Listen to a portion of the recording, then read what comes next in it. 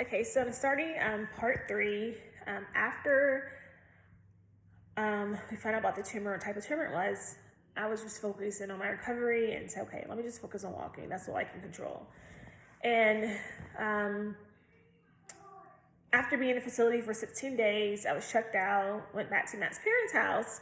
And, you kind of learn about yourself when you go during challenging times. One thing I learned about myself was, A, I like to be in control. And then B, I'm not trusting of everyone. I'm not. And I remember going back to Matt's parents' house, and there were stairs.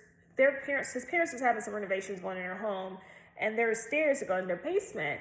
And it was in-ground basement. So the stairs were concrete. And I'm like, okay. Unfortunately, I was still in a wheelchair when I got checked out of the facility. And I'm like, I'm not going down those. No one's picking me up. Somebody can drop me. I could have another injury. I don't got time for that. But so we had to plan. Mind you, it was Matt, his dad, his mom, and his aunt Lisa, who's a nurse. So we're like, okay, well, I'm like, okay, I'm gonna have to scoot down the stairs, guys. No one's picking me up because y'all could drop me. And so I scooted down the cold, mind you, it's November. I scooted down the cold stairs. My butt was cold, but it is what it is. And I was happy to be back around my kids and Matt. But it was also different for me. I came from a controlled environment, being in a facility that was controlled, to, an uncontrolled environment, accessibility and everything. And of course I was happy to be back with them, but I'm like, man, it's just like your life just changes. Like one minute I'm being a super mom, going on all these errands and doing all these things. And next thing I know, I was like, man, I have to take care of myself to take care of them. So ultimately my husband and I said, hey, we need to go back to Arizona. I mean, we were here for a month. It's time for us to go back. And that was scary for me. I'll be honest with you. I was happy to go back home, but I also was scared. I'm like, okay, we have support here. Family's here, helping out with the girls. Mind you, we've been out here for a month. It was time for us to go back home. Hunter needed to get back in her routine. So we went back home to Arizona. And thankfully our home was a one-story home. And I remember just the whole airplane experience was different because I'm in a wheelchair, and a normal wheelchair can't fit in an aisle on the airplane. So I had to transfer to an aisle wheelchair. So they had to pick me up, put me on an aisle wheelchair. The first person on the airplane, last person off the airplane. I was like, you know what? This is too much.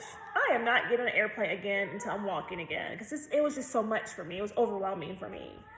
So I get home, and obviously my care is being transferred out here, and mind you, they only got 20% of the tumor, so there's 80% of it was still in my body. So like, okay, I have to get under another doctor, which we got under Mayo Clinic with a doctor named Ford Insight, but she was really good, very great. And she said, Jennifer, she suggested that, hey, I'm going to have radiation done.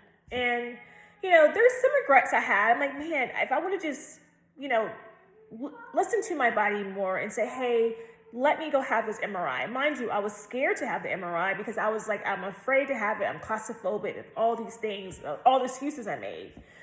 But ultimately, my background's biology, and I was like, hey, if I would